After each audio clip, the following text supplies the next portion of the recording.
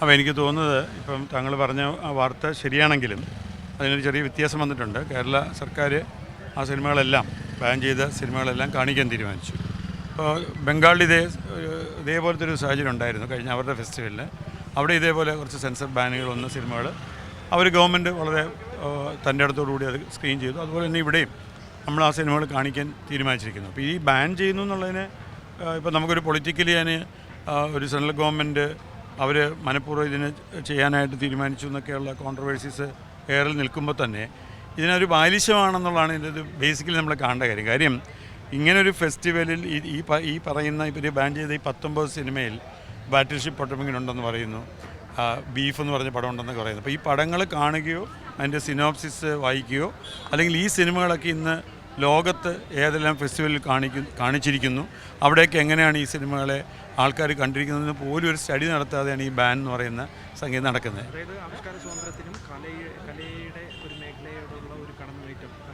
അങ്ങനെയൊന്നും എനിക്ക് തോന്നുന്നില്ല. ഇവർ ഈ തീരുമാനം എടുക്കുന്നവർ അങ്ങനെയൊന്നും കാണുന്നില്ല. അവരൊരു വളരെ ബാലിശമായിട്ട് കേരളത്തിലൊരു ഫെസ്റ്റിവൽ നടക്കുന്നു എന്നാൽ നമ്മൾക്കൊരു അധികാരമുണ്ട്, ആ അധികാരം വെച്ച് കുറേ കാര്യങ്ങൾ ചെയ്തേക്കാം. നമ്മളെപ്പോഴും അങ്ങനെയുള്ളൂ. ഈ അധികാരമുള്ളവർക്ക് ഇപ്പോൾ ഒരിടത്തൊരു സെക്യൂരിറ്റി ഗാർഡ് നിൽക്കുന്നുണ്ടെങ്കിൽ അയാളുടെ അധികാരം അയാൾ വിനിയോഗിക്കുന്നത് എങ്ങനെയാണ്? ഒരു കാറ് പാർക്ക് ചെയ്ത് കഴിഞ്ഞാൽ കുറച്ചുകൂടെ 1 ഇഞ്ച് കൂടെ മാറ്റിയിടണമെന്ന് പറയുന്ന ഒരു അധികാരമാണല്ലോ. എന്ന് പറയുന്ന പോലെ ഒരു അധികാരത്തിൻ്റെ പുറത്ത് അങ്ങനെ ഒരു ഫെസ്റ്റിവൽ അത്ര സ്മൂത്തായിട്ട് നടക്കണ്ട, അല്ലെങ്കിൽ ഈ പാക്കേജിൽ ഇപ്പോൾ പാലസ്തീൻ്റെ പടങ്ങൾ കാണിക്കണ്ട എന്നൊന്നും ഒരു സെൻട്രൽ ഗവൺമെൻറ് എടുക്കുന്ന തീരുമാനമാണോ? അല്ല. ഇത് ഏതോ കുറച്ച് ഉദ്യോഗസ്ഥന്മാർ അങ്ങനെ ഒരു തീരുമാനം എടുക്കുന്നുള്ളതൊന്നും നമ്മളെപ്പോലെയുള്ള കേരളത്തിൽ നടക്കുന്നൊരു ഫെസ്റ്റിവൽ അത് ബാധിക്കാൻ പോകുന്നില്ല. പക്ഷേ ഇതിനകത്തൊരു അപകടം ഇതാണ്, നിങ്ങൾ പറഞ്ഞ പോലെ ഒരു വിദൂരമായി നമ്മൾ ആലോചിക്കുമ്പോൾ ഇത്തരം ഒരു ഫ്രീഡം ഓഫ് എക്സ്പ്രഷനെ ചില നിയമങ്ങൾ കൊണ്ട് തടുക്കാൻ അവർ ശ്രമിക്കുന്നു എന്നുള്ളതാണ്. അത് നമ്മൾ ഭയപ്പെടണം. അതുകൊണ്ട് നമ്മളിതിനെ ചെറുത്ത് നിൽക്കണം. അപ്പോൾ നമ്മളിപ്പോൾ ചെയ്തിരിക്കുന്നത് വളരെ കറക്റ്റാണ്. നമുക്ക് ആ സെൻസർ പ്രശ്നമല്ല.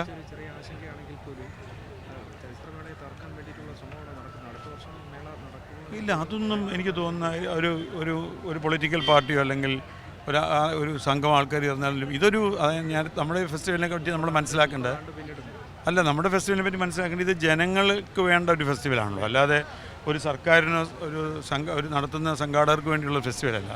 ഫെസ്റ്റിവലൊക്കെ നടന്നുകൊണ്ടേയിരിക്കും. കാര്യം ലോകത്ത് എത്രയോ സിനിമകളുണ്ടാകുന്നു. ഒരു ഇന്ത്യയിലെ ഒരു അധികാരം ഉപയോഗിച്ചുകൊണ്ട് ലോകത്തുണ്ടാകുന്ന സിനിമകളൊന്നും ഉണ്ടാവരുതെന്നും അവർക്ക് ചെയ്യാൻ പറ്റും. വേണമെങ്കിൽ ഇവിടെ കുറച്ച് ചുറ്റളവിൽ എന്തെങ്കിലും നിയമം ഉണ്ടാക്കാം. അതാണല്ലോ ഇപ്പോൾ നമ്മുടെ മലയാള സിനിമയ്ക്കൊക്കെ സെൻസറിൽ സംഭവിക്കുന്ന ബാലിശമായിട്ടുള്ള അപ്രോച്ചാണല്ലോ. അപ്പോൾ ഇതൊരു ചൈൽഡിഷാണ്. അതെ, അപ്പോൾ എനിക്ക് തോന്നുന്നു ആ ചൈൽഡിഷാണെന്ന് അവരുടെ അതിനകത്ത് വിവരമുള്ളവർ കാണുമല്ലോ. അപ്പോൾ അവരതിനെ റിയലൈസ് ചെയ്യും. ഇപ്പോൾ തന്നെ ഞാൻ മനസ്സിലാക്കുന്ന ഓൾറെഡി 6 പടത്തിന് അവർ അനുമതി കൊടുത്തു കഴിഞ്ഞു. 19 അതിലിപ്പോൾ 6 അപ്പോൾ ഇനിയും എനിക്ക് തോന്നുന്നു അവർ നമ്മളിവിടെ കാണിക്കുന്ന ഓൾറെഡി പറഞ്ഞും കഴിഞ്ഞു. അപ്പോൾ അവർ ബാക്കിയുള്ളതിനും പെർമിഷൻ കൊടുക്കും. അല്ലാതെ ഇതൊക്കെ ചില ഓഫീസേഴ്സിൻ്റെയോ അല്ല, ഇതിപ്പം എല്ലാവരും രാജ്യം ഭരിക്കുന്നവരെല്ലാം കൂടി ഇതിനു വേണ്ടി മെനക്കെടുമെന്ന് എനിക്ക് തോന്നുന്നില്ല. കുറച്ച് പേര് ആലോചിക്കുന്ന അവരുടെ അധികാരം അവർ ഉപയോഗിക്കുമ്പോൾ നമ്മൾ റിറ്റാലിയേറ്റ് ചെയ്യുന്നു. അത് നമ്മൾ കാണിച്ചു. അപ്പോൾ നമ്മളിത് കാണിക്കാതിരുന്നിരുന്നെങ്കിൽ അപകടമായിരുന്നു. നമ്മൾ കാണിക്കാൻ തീരുമാനിച്ചതാണ് ഇതിനകത്ത് ഏറ്റവും വലിയ നിലപാട്.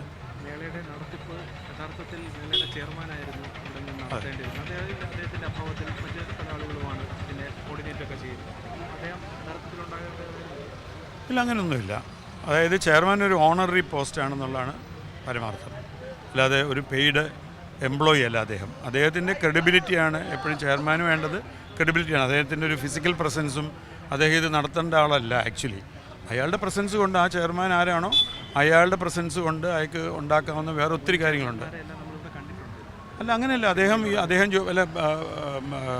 റസൂല് വളരെ ക്ലിയറായിരുന്നു. അദ്ദേഹത്തിന് നേരത്തെ 2 കൊല്ലം മുമ്പ് സൈൻ ചെയ്ത ഒരു ബ്രിട്ടീഷ് ഫിലിം പ്രോജക്റ്റാണ് അത്. അദ്ദേഹത്തിന് ഒരു കോൺട്രാക്റ്റ് വയലേറ്റ് ചെയ്യാൻ പറ്റുന്നതല്ല.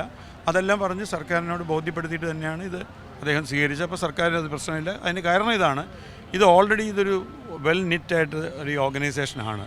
പിന്നെ റസൂലിൻ്റെ ഗുണം നമുക്ക് അറിയാൻ പോകുന്നത് ഇനി വരുന്ന ഫെസ്റ്റിവലിലാണ്. കാര്യം റസൂലിനുള്ളൊരു ഇൻ്റർനാഷണൽ കോൺടാക്റ്റിൽ ലോകത്തുനിന്നുള്ള എത്രയോ നല്ല ഫിലിം മേക്കേഴ്സും ടെക്നീഷ്യൻസും ഈ ഫെസ്റ്റിവലിലേക്ക് ഇനി വരും.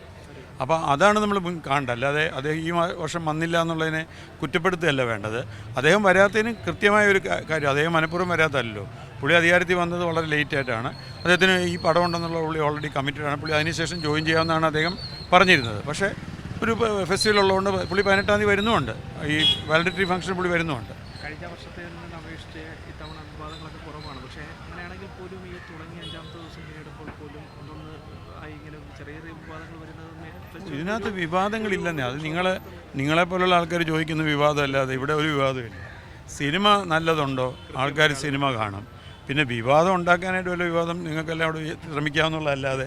പക്ഷേ അതൊരു നിങ്ങൾ ആലോചിക്കേണ്ടത് ഇങ്ങനൊരു സംഗതി ഒന്ന് ഓർഗനൈസ് ചെയ്ത് 30 കൊല്ലം നടത്തുക എന്നുള്ളതിന് ബുദ്ധിമുട്ട് ആദ്യം ആലോചിക്കണം. 30 എഡീഷൻ നടത്തി എന്നുള്ളത്. അപ്പോൾ അതിനെ അപ്രിഷ്യേറ്റ് ചെയ്യാല്ലാതെ ഇവിടുത്തെ ചെറിയൊരു നിസ്സാര കാര്യങ്ങൾ ഹൈലൈറ്റ് ചെയ്യുക എന്ന് പറയുന്നതിനകത്ത് അത് പലപ്പോഴും ഞാൻ ചെയർമാനായിട്ടിരുന്നപ്പോഴും ഇതൊക്കെ സംഭവിക്കുന്നതാണ്. പക്ഷേ നമുക്കെപ്പോഴും അതിന് ചിരി വരുന്നത് ഇതൊരു ഇത്രയും കൊല്ലം ഇത്രയും മനുഷ്യർ ആരെ വിശ്വസിച്ചിട്ടാണ് ഈ പൈസ കൊടുത്ത് ഇവിടെ വരുന്നത്? അപ്പോൾ ഇതിനകത്ത് എന്തോ മെറിറ്റ് ഉണ്ടല്ലോ. അപ്പോൾ ആ മെറിറ്റിനെ അപ്രിഷ്യേറ്റ് ചെയ്യുക എന്നുള്ളതല്ലേ. ഇനി എന്തെല്ലാം കോൺട്രവേഴ്സി നിങ്ങൾ പറഞ്ഞാലും ഇങ്ങനൊരു സിനിമ ഫെസ്റ്റിവൽ ലോകത്തൊരിടത്തുമില്ല, ഇന്ത്യയിലൊരിടത്തുമില്ല. നിങ്ങൾ IFFIയിലൊക്കെ ചെന്ന് നോക്കൂ. അവിടെ നിന്ന് നിങ്ങൾ സാധാരണ ഒരു പത്രക്കാർക്ക് പോലും ഒരു കണ്ടൻറ്റ് കിട്ടത്തില്ല. അവിടെ നിന്ന് അത്രമാത്രം റെസ്ട്രിക്ഷൻ ഉള്ളൊരു ഫെസ്റ്റിവലാണ്. ഇവിടെ അങ്ങനെയല്ല, ഫുൾ ഫ്രീഡം എല്ലാവർക്കും ഉണ്ട്. സിനിമ കാണാനുള്ള ഫ്രീഡം ഉണ്ട്, ഇഷ്ടമായി ഓപ്പൺ ഫോറംസ് ഉണ്ട്. അതുകൊണ്ട് ബേസിക്കലി ഇതിന് എൻ്റെ അഭിപ്രായത്തിൽ അങ്ങനെ ഒരു കോൺട്രവേഴ്സി അല്ല ഇവിടെ ആവശ്യം. ഇത് പോസിറ്റീവായിട്ട് നമ്മൾ കണ്ടാൽ നമുക്കിതിനെ ബെറ്റർ ആയിക്കൊണ്ടേയിരിക്കാം. ഒരു അഭിപ്രായ വ്യത്യാസം എനിക്ക് ഒരു ഫെസ്റ്റിവലിനെ കുറിച്ചും തോന്നിയിട്ടില്ല. കാര്യം അല്ല, തീർച്ചയായിട്ടും അല്ല. ഇതിനൊരു ഫെസ്റ്റിവൽ എപ്പോഴും അങ്ങനെ ഡ്രമാറ്റിക്കായിട്ട് മാറ്റാൻ പാടില്ല. ആക്ച്വലി അത് ഫെസ്റ്റിവലിൻ്റെ വെന്യൂ മാറ്റാത്ത എന്തുകൊണ്ടാണ്? ഫെസ്റ്റിവലിൻ്റെ ക്യാരക്ടറിന് വേണ്ടിയാണ്. അതുപോലെ ഫെസ്റ്റിവലിനൊരു നടത്തിപ്പിൽ ഇപ്പോൾ കോണ്ടംപററി സിനിമകളുണ്ടോ, വേൾഡ് സിനിമയുണ്ടോ, റെട്രോസ്പെക്റ്റീവ് ഉണ്ടോ, മലയാളം സിനിമ ടുഡേ, മാർക്കറ്റ് ഉണ്ടോ, ഇങ്ങനെയുള്ള ചില ഫോംസ് ഉണ്ട്. ആ ഫോമാറ്റ് നമുക്ക് ഇൻ്റർനാഷണൽ ലെവലിൽ നമ്മൾ പാലിച്ചേ പറ്റുള്ളൂ. അതിവിടെ പാലിക്കുന്നുമുണ്ട്. ഏറ്റവും പുതിയ വാർത്തകളും വിശേഷങ്ങളും വിരൽത്തുമ്പിലറിയാൻ സീ മലയാളം ന്യൂസ് എല്ലാ ഡിജിറ്റൽ പ്ലാറ്റ്ഫോമുകളിലും ലഭ്യം.